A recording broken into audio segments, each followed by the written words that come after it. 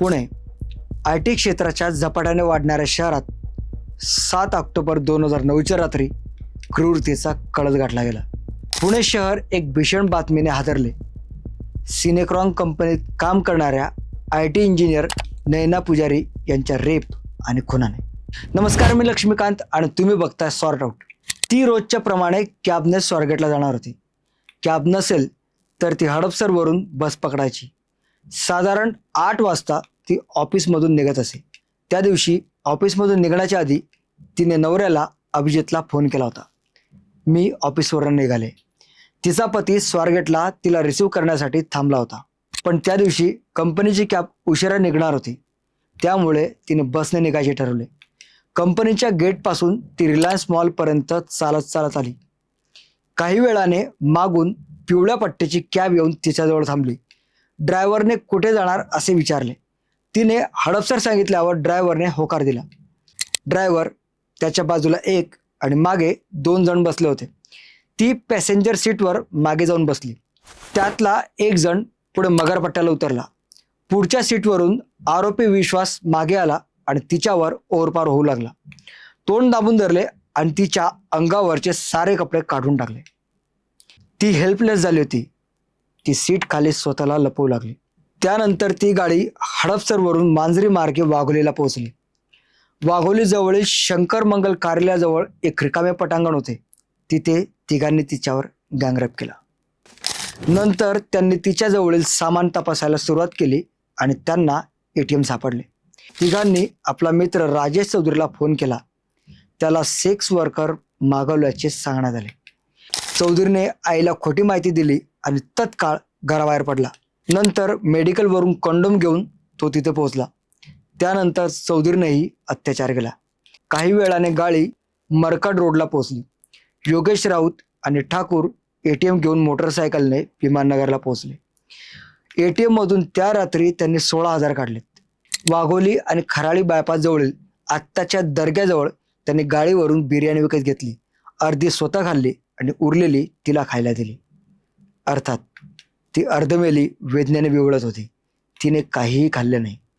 दरम्यान तिची purse check करताना तिचे सिनेक्रॉन कंपनीचे ID कार्ड त्यांना दिसले. चौधरी सिनेक्रॉन कंपनीचा सिक्युरिटी गार्ड होता. तो घाबरला. चौधरीने तत्काळ तिथून पळ काढला. मरकडकडून खेडच्या जंगलात ते पोहोचले आणि ओढणीने तिचा गळा आवळला. तिला मेलेली समजून तिला रस्त्यावर फेकून दिले. ती जिवंत असल्याने वेदनेने विवळली. त्यांनी गाडीतून परत उतरून मोठा दगड उचलून तिच्या डोक्यात घातला. ती मेल्याचे कन्फर्म करून ते लगेच तिथून पळाले. येताना त्यांनी पर्स आणि बाकी सामान मोशी नदीच्या पात्रात फेकले. नैनाचा पती अभिजित रात्रभर शोध घेतल्यानंतर येरवडा पोलीस स्टेशनला पोहोचला आणि मिसिंगची कंप्लेंट फाईल करण्यात आली. दुसऱ्या दिवशी तिचा मृतदेह सापडला आणि नंतर 301 व 302चा गुन्हा दाखल करण्यात आला. या घटनेमुळे पुण्यात काम करणाऱ्या महिलांच्या सुरक्षेबाबतचा मोठा प्रश्न निर्माण झाला. या तिघा आरोपींसह कंपनीतील सुरक्षा रक्षक राजेश चौधरीलाही अटक करण्यात आली. यानंतर पोलीस तपास सुरू झाला.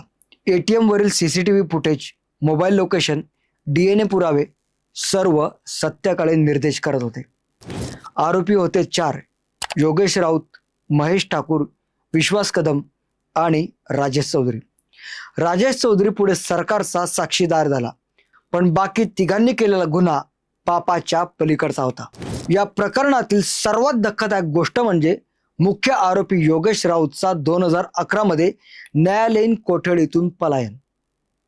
तो ससून हॉस्पिटलमधून उपचाराच्या नावाखाली फरार झाला होता आणि 2 वर्ष तब्बल शोधाबाहेर राहिला. हा प्रसंग म्हणजे न्यायप्रणालीवरील विश्वासावर थेट आघात होता. लोक विचार करू लागले, जर गुन्हेगार इतक्या सहजतेने पळू शकतो तर सामान्य नागरिकांच्या सुरक्षेचं काय? शेवटी मे 2013 मध्ये राऊत शिर्डीत पुन्हा पकडला गेला, पण त्या काळात पीडित कुटुंबाने भोगलेला त्रास शब्दात सांगता येणार नाही. प्रत्येक दिवस त्यांच्यासाठी जखम पुन्हा उघड केल्यासारखा होता. द क्विंटला दिलेल्या मुलाखतीत नैना पुजारी यांचे पती अभिजित पुजारी म्हणाले, 2011 मध्ये योगेश राऊत पळून गेल्यानंतर माझा न्यायव्यवस्थेवरील विश्वास कोसळला. पोलिसांनी त्याला शोधण्यासाठी फारसे प्रयत्न केले नाहीत. आम्ही शांत मोर्चे काढले, अधिकाऱ्यांना भेटलो, तेव्हा कुठे विशेष पथक तयार झाले आणि 2 वर्षांनी अखेर तो सापडला. पोलिसांचे काम मलाच का करावे लागले? त्यांची ही नाराजी म्हणजे सामान्य नागरिकांच्या वेदनेचा आवाज होता. हा खटला 2010 साली सुरू झाला आणि तब्बल 7 वर्षे चालला. या काळात 4 वेगवेगळ्या न्यायाधीशांनी 50 साक्षीदारांची साक्ष ऐकली. अखेर 9 मे 2017 रोजी न्यायमूर्ती येनकर यांनी योगेश राऊत, महेश ठाकूर, विश्वास कदम यांना फाशीची शिक्षा सुनावली. विशेष सरकारी वकील हर्षद निंबाळकर यांनी या खटल्याला रेअरेस्ट ऑफ द रेअर केस म्हणून संबोधले आणि फाशी योग्य असल्याचे सांगितले. 2017 मध्ये शिक्षा सुनावली गेली असली तरी अद्याप बॉम्बे हायकोर्टाच्या मंजुरीच्या प्रतीक्षेत आपण सर्वजण आहोत. हा खटला अजूनही संपलेला नसला तरी समाजावर त्याचा खोल परिणाम झालाय. या प्रकरणानंतर पुण्यातील IT कंपन्यांनी महिला कर्मचाऱ्यांच्या सुरक्षेबाबत धोरणं बदलली.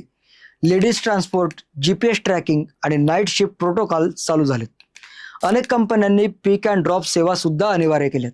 समाजाने या प्रकरणाकडून धडा घेतला, पण आपण किती दिवस हा धडा लक्षात ठेवू हा प्रश्न अजूनही उभा आहे. अनेकदा आपण बातमी वाचतो, त्यावर दुःख व्यक्त करतो आणि दुसऱ्या दिवशी विसरतो. पण नैना पुजारीसाठी तो दुसरा दिवस कधीच आला नाही. या केसने दाखवून दिलं की न्याय मिळवणं हे फक्त भावनिक नव्हे तर मानसिक युद्ध असतं. कुटुंब, पोलीस, वकील सगळ्यांनी मिळून जर एकत्र लढा दिला तरच हे शक्य होतं. आजही रात्री उशिरा घरी जाणाऱ्या मुलींना घरच्यांचा फोन येतो, पोचलीस का?